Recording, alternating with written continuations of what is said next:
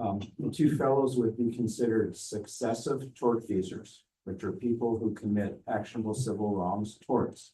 And they'd be each responsible for the damage they caused to the fellow, to the owner, to make him whole financially. So the first guy who damaged the mirror would be a tortfeasor in that he committed, if he did it carelessly, negligence. That's a tort negligence.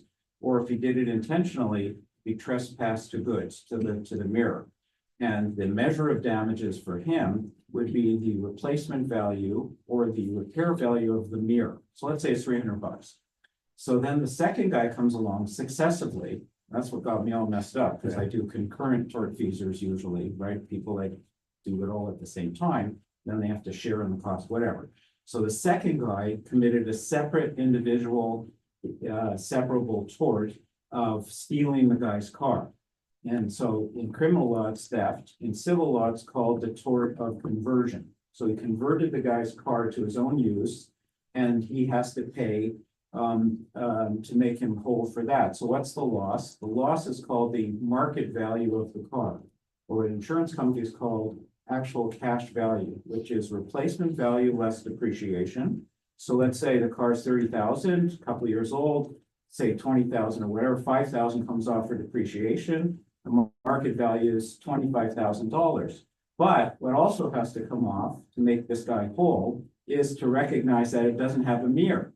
So it's 25,000 less 300. So 24,700 is what that tortfeasor has to pay the owner. Together, they make him completely whole financially. It's 24,700 plus 300 is 25,000, which is the value of the loss that was caused by both of The them. second guy benefits from the fact that the mirror was stolen. You can't make the charge him second for guy a mirror pay that for didn't the full exist. value of the mirror. Because the mirror Because wasn't there. that would be betterment, and you're not allowed to charge the guy for damages more or less. It has to Than what he be took. actual Because, loss right, he because caused. what the guy stole was a car without a mirror. Exactly. Yeah. So we have Yeah. to value that without the mirror, and together, since they're successive tortfeasors, together they make the owner whole The for the mirror. right. And Okay, that makes sense. how, So you reflected on this. yeah, deeply. Yeah, he's making a pun about the Of mirror. course. Yeah. That wasn't Yeah. one of my commitments on Yom Kippur. Yeah. I looked in the mirror and I was wanting. Right. But we still have the question, Marv, how do you assess the damage? Do you assess the damage as taking the difference between a car with a mirror minus a car without a mirror? Or do you assess the damage based upon the cost, the replacement cost of the mirror? The replacement. In other words, Which is more than the First guy or cost. the second guy? you're assessing the first guy, so you're assessing the first guy, the cost of the damage the cost to replace the mirror. Yeah, if it needed replacement or if it needed to repair because it's just a glass or something, that's what the damage was to But make the whole. right, but the only thing is that the car doesn't exist anymore, let's say. Yeah, but that's after the fact. Right, At the time correct. when he did the tort, the car did exist, and that's what he owes the guy right then and there. Whatever happens after is a different. Okay, That's how they look at it. very good. So why don't we start this again? He says, Reshit yesh lachkor mahu chiyuv hamazik l'shalim. First, we have to assess what is the mazik's obligation of payment. Ha'im hu mishum shehizik v'chiser et etem hachefetz shel chavero. Is it because, in other words, what is the basis for the Torah's obligation of a mazik to pay? Is it because he created a loss to his friend of an object? In other words, is it because he caused the destruction of that object? Or is it because he caused his friend a financial loss? In other words, do I have to pay you because I damaged an object of yours, regardless of its value? Or do I have to pay you because I caused you financial loss? Well, if hasheni,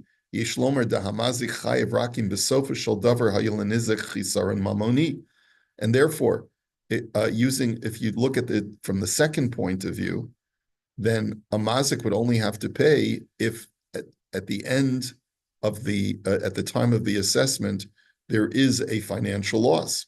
Because then the mazik would have to pay. But if there is no net loss based on my action financially to the nizik, to the damagee, maybe then I don't have to pay anything. V'im nomar ke'atzad hasheni, and if we're going to go down that path, l'chora hayamakom lomar debinidon didan, kevin shebesofa shel davar hamazik lagorim hefsid mamoni lenizik, kevin shebaladav gam hayaniv sadeinu chayiv. And then perhaps using that second side, we could argue that a guy who accidentally broke the mirror when pulling out shouldn't have to pay anything, because at the end of the day, the guy's without a car completely. So, some wanted to bring proof from this mission Bava Metzia that we had seen before we took a small break, which says Hasocher para v'hishila la'acher v'nensa eitzel hashoel. So if a person, the case in Bava Metzia is a guy rents a cow. So a renter is liable for Geneva va'aveda, but he's not liable for onus. Okay, so he's liable for theft and loss. That was a result of his obligation. Perhaps he didn't do what he was supposed to do as far as protection, but he's going to be putter from onus from a completely unforeseeable mishap to the cow. But then he goes ahead and he lends it for free to a friend. Now, the friend is now a shoel. So what is the law? What's the liability? If you look at it from the point of the socher, there's no liability to the owner of the cow. But if you look at it from the point of view of the shoel, the borrower, the shoel is liable, but he's liable to the person that lent it to him, who would be the renter. So chayiv hashoel l'shalom socher. So the Mishnah says that the shoel has to pay the socher, and the socher basically profits off of a cow that's not his. So the owner of the cow gets nothing. The renter of the cow gets the value of the cow, and so basically the socher has made a profit off of this. Sounds like some kind of elaborate scam, right? Because the owner wasn't even aware of this second transaction, or didn't have to be. Yeah. Well, you'd have to say that he gave permission to the renter to lend it to if he so wishes. So in that kind of situation, the socher did not incur any financial loss through the loss of the cow. Ki hapara ena shalo, u'mikol makom chayiv hashoel l'shalim l'socher. And despite there not being any financial loss, the shoel still has to pay. Umashma shezehu mishum shuhu chiser mamono et hapara v'al kein chayav. The argument, therefore, would be is that if you cause a loss to somebody, even if the person ends up without any out-of-pocket loss, you still have to pay them. This is a question that revolves around insurance claims as well. Omnam nira delo dami klal. But he says, but it would seem to me that this is not a good analogy. The shiny shoel hol b'chol hana shelo mitchayev l'shalom l'socher medina achrayuto. He says, because maybe that's only in the case of a shoel, because a shoel is slapped with a very high liability because it was in his possession. It was completely his responsibility to watch over it. But he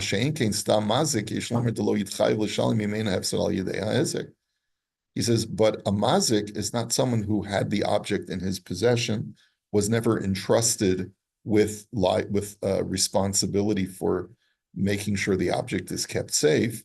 He's a mazik, however. He's damaged his friend's property in the public sphere, and therefore he's liable to pay. But maybe his level of liability does not extend beyond the out-of-pocket expense of the damagee. So that's one way of looking at it. And he doesn't come up with, he says you can't bring proof from there. But he says, Uveshut mekor chayim, dan be'echad sheshiber bakbuke yain saraf b'chanut shel chaveiro. Oh, so this is what we were up to.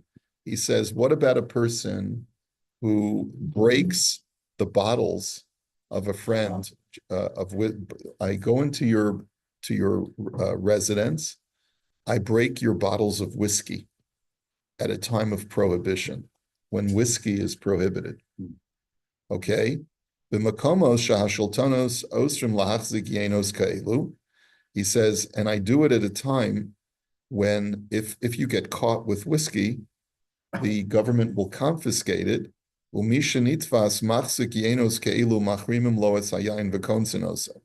Not only will they confiscate your wine or your whiskey, but they'll also place a stiff penalty on you.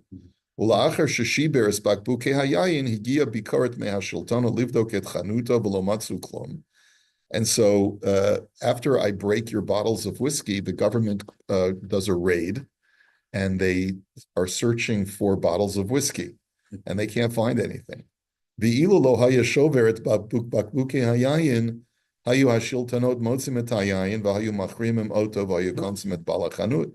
So when I first damaged your whiskey bottles, you're really upset. You know how much those bottles cost, especially during Prohibition? Right. You know, Black market. yeah, you know how much I could have gotten for those bottles of whiskey.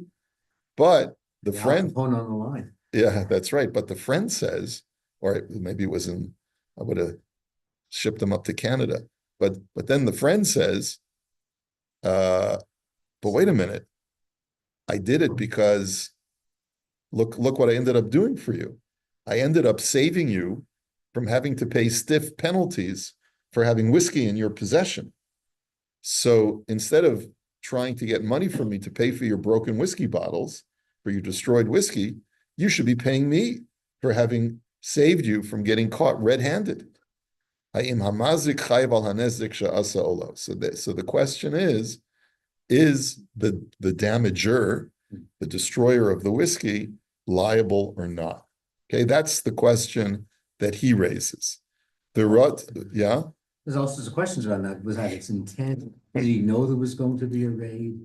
Should it make a difference if the net result is that his breakage ended up saving the guy from penalties and maybe even being thrown in jail? Would this apply if someone didn't sell their chametz and someone came in and broke the whiskey because he wanted to save you spiritually from owning over Pesach? There's no financial. It's a very good question. Can I go ahead, break into your house, raid your freezer, steal all of your non-kosher meat, because I want to save your soul? Right. And when because it's not under that hechsher, it's under a hechsher that I don't hold of, right? Okay. Yeah, that's right. Okay. I'm the from police. Okay. Okay. Anyway, Baratza HaMekor Chaim L'damo Dinze L'divrei HaGemara B'Maseches Menachos. So the Mekor Chaim, who deliberates over that kind of Shiloh during Prohibition, wants to compare this to a Gemara in Maseches Menachos, Shim Echad Tzad Dagim B'Shabbos Al Yedei Reshes. He says there's a guy who is trapping fish on Shabbos because he's laid nets out. You put out nets before Shabbos, and the fish are going to get caught on Shabbos. Uchesheherim es hareshes yatsu dagim im tinok pater me'avon chilul Shabbos kevin shim mimeleches atzeidat samach davar tov shehitzilas atinok upikuach nefesh doicha Shabbos. So the friend sees that there's this kid that's gotten entangled in the net and is going to drown. So what he does is that he lifts up the nets, and he's the fish are released. So he's actually done some form of chilul Shabbos of tzeda, because he's done a type of trapping of the fish by lifting them out of the water with the net. He pulls the net out of the water, thereby trapping the fish. He's completed the act of trapping by They're not released, but they're actually. he's basically pulled them up out of the water and put them on dry land together with the small child. Okay, so he's going to be exempt from the prohibition of trapping the act of Chilul Shabbos. Why? Because he was in the process of saving a child's life, and saving a life overrides Chilul Shabbos. Ulefi zeh, so how's that even comparable? So, like, what's the comparison? Ulefi zeh, Kevin shal yedei sheshiber es habakbuk shal yayin somach mizeh davar tov shehitzil et bal hachanut yesh lomer shahamazik yihiyeh patur. So the argument he's making is like this: I broke your bottles of whiskey, but something good came out of it because I saved you from the authorities thereby. So therefore, I should be putter, just like I'm putter from any kind of korban for Chilul Shabbos when I am in the process of saving a child's life. So in other words, whatever bad thing that I've done is completely mitigated by the fact that I've done something good in that very same action. Robert, the difference is one instant you're saving the child right away, you're fishing at the same time. So you're doing your intent is to save the kid, and then therefore you fish too. But in this case, maybe 6 months later, the government is going to check for the whiskey, or 1 year later, okay, you know what? Good that you broke my bottle, but Right. Again, right. It's not, they're not happening simultaneously. That's a valid argument. But let's see. Let's see where he goes with this, because there's a lot of you can make other conceptual differences. One is financial, and one is liability as far as towards Shamayim, as far as do I have to bring a carbon or not. Be'achar tshuvaso sham habeas divrei hagon Reb Shlomo Cohen shekasov lo de'ein raya misham. But then he says that he himself consulted with another posek, Reb Shlomo Cohen, who told him you can't bring proof from there. Kevin diyesh l'chalik beineim the shiny hasam shotzi tinok v'dag shezen nasa bevas echas uv'maisa echad, exactly like Mordechai had said. He says the act of saving the child was concomitant, was simultaneous to the pulling out of the fish. Mashe'en kein b'mazik the b'shah shehizik asapula echas v'nis chayivba. But in the case when I break your whiskey bottles, at that moment, I was a mazik. I didn't do any act of salvation, so to speak. My saving you only came when the authorities came the next day or the next week or the next month or whatever. And therefore, there's every reason to say that the guy who breaks the whiskey bottle should be chayiv.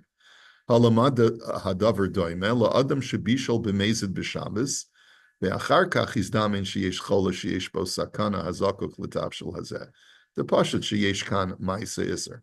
He says it's more analogous, if you want to talk about Chilul Shabbos as an analogy, it's more analogous if, let's say, I cook food on Shabbos, and then, I cooked it for myself, and then an hour later, I discover that there's a sick person who needs this food for medicinal purposes. And in order to, because for sick people, where there's potential pikuach nefesh, you're allowed to violate Shabbos. You can even do an act of cooking, right? So would one suggest that because later, after I did the malacha, I was able to find an exit, an escape clause, because I found someone whose life can now be saved because I cooked the soup, that now I'm not going to be liable for Chilul Shabbos? So that doesn't make any sense. And therefore, he looks at it as, since these are not happening simultaneously, you have to look at the moment where he did the damage, that he's going to be liable. Regarding the fish, like the fish is on the ground, let it die, or they gather and cook it? Like, what does he do? If he doesn't, the fish leaves on the ground and dies, and it's useless, then Why is the fish useless? You can just get it after Shabbos. hot summer day, hot night, it can spoil. I don't know. It could be that the fish is muktzah, right? But that's not really the extraction from this discussion is not what happens to the fish, because you can always get more fish, I said. From experience, I had that way, I left it out and it just smelled and it was Yeah. awful. So it's, okay. Yeah. That's right. Yeah, I was gonna say, well, you must have the PTSD from the fish that you caught on Shabbos and that you couldn't use, okay. And that's quite interesting, so under what circumstances did you have fish that were caught? It was caught, we put it in a bucket, during the day, which was fine.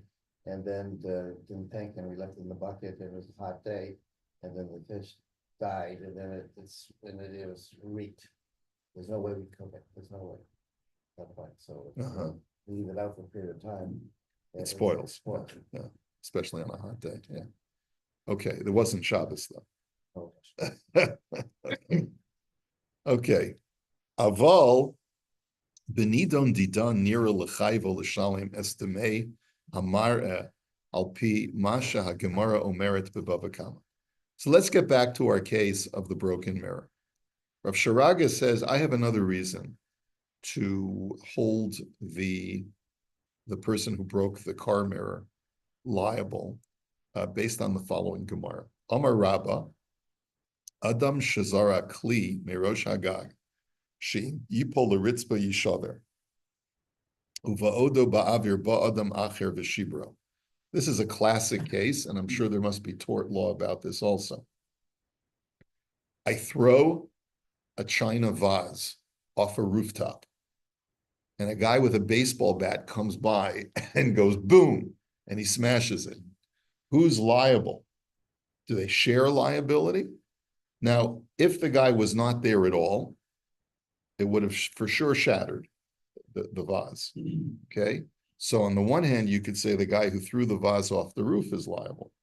But before it had a chance to hit the ground, this guy came and played baseball with it.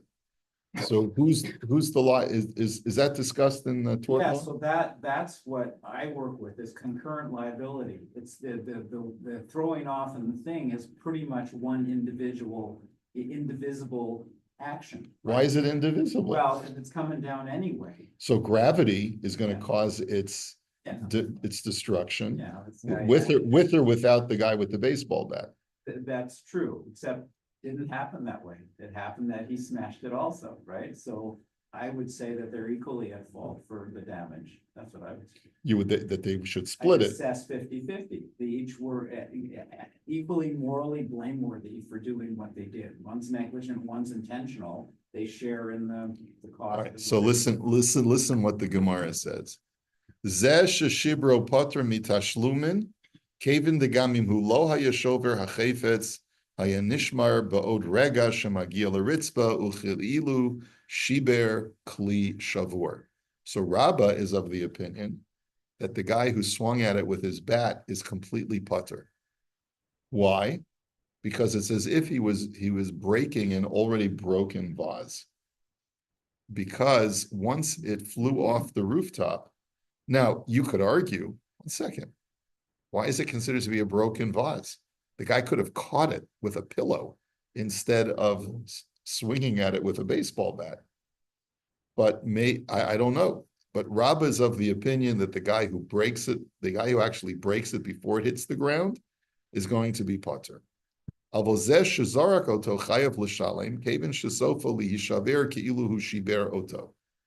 fellow who threw it off the roof, he says, since once you throw it off the roof, that's it, game over for that vase, even before it hits the ground. So then it's as if he broke it, regardless of what happens to it on the way down. B'chein pasak moran b'shulchan arach hazore kela merosh hagag uvaodem ba'avir ba echad v'shibrim b'makel. If a person throws utensils off a roof, and while they're still in midair, a guy takes a stick and breaks them, hazorik chayav v'hamishaber patur. The thrower is liable, and the breaker is exempt, which is really quite fascinating. The kasva atois sham, the chol ze dafka im zorakas hakli merosh hagag hashobro patur. So Tosfos qualifies this. He says that's only if a person actually throws an item off a roof where the breaker is going to be potter. Aval, Wayne, you made it. Aval, imhu yara chetz, ozorak even merachok. But if the guy, instead of throwing it off the roof, he shoots an arrow or shoots or throws a rock, sheyifka b'kli, with the intent of hitting a utensil. Like let's say a guy's in a firing range, okay? And instead of firing at a bunch of cheap bottles, he goes in and puts up his friend's Ming vase from the Ming dynasty, okay? And it's a priceless vase, okay? And he says, I'm going to do target practice with it. So he shoots, okay?